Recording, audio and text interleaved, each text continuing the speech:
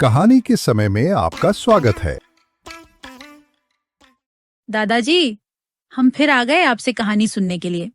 इस हवेली की चमक देखकर धोखा मत खाना।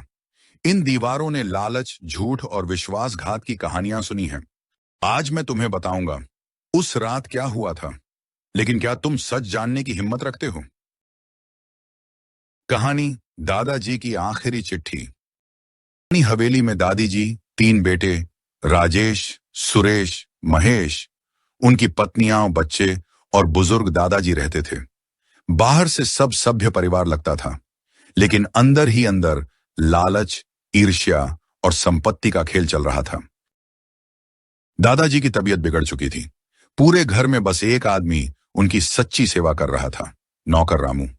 तीनों बेटे सिर्फ वसीयत की बात करते थे। राजेश धीरे पत्नी से, सुनो, कल पिताजी से थोड़ा मीठा मीठा बोलना ताकि हिस्से में ज्यादा मिले। राजेश की पत्नी चालाक हंसी, चिंता मत करो, मैं तो मिठास में जहर घोलने की भी एक्सपर्ट हूँ।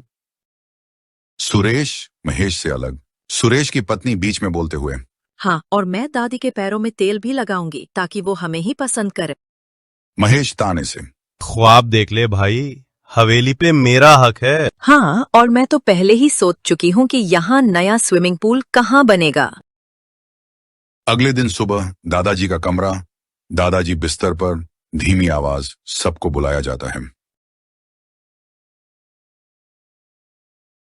कल शाम को मैं वसीयत सुनाऊंगा। जो मेरे दिल के सबसे करीब होगा, सब उसी का होगा। तीनों भाई और उनकी पत्नियां एक दूसरे को देखती हैं, आंखों में लालच की चमक। राजेश की पत्नी धीरे से, यानी कल फैसला और हमें जीतना ही है। सुरेश की पत्नी, हाँ, हम जीतेंगे और फिर देखना ये हवेली रानी महल बन जाएगी। महेश की पत्नी, बस कल रात तक सब बदल जाएगा। दादी जी गंभीर स्वर में, इससे पहले कि मैं वसीयत सुनाऊं, एक सच्चाई बताना चाहती हूँ। कहीं महेश का नाम ना ले लें। चुप रह, तेरा नाम भी नहीं आने वाला। अरे, कहीं राजेश का नाम आ जाए। दादी जी, वो है रामू। क्या? एक नौकर को? ये हमारे साथ धोखा है। ये मजाक है दादी। राजेश की पत्नी, दादी, हम भी तो उनकी सेवा करते थे। मजाक तुमने किया है। दादाजी ने कहा था जो बिना लालच की मेरी सेवा करेगा वही मेरा असली वारिस होगा। रामू ने दवा दी, खाना खिलाया, रात रात जागा और तुम सब बस गिनती करते रहे कि कितना मिलेगा। मैंने तो बस मालिक को अपना बाप माना।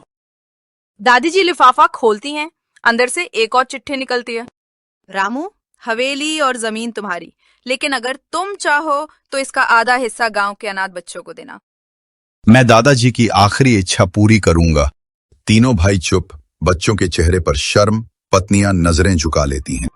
याद रखो, दौलत से नहीं, इंसानियत से विरासत जीती जाती है।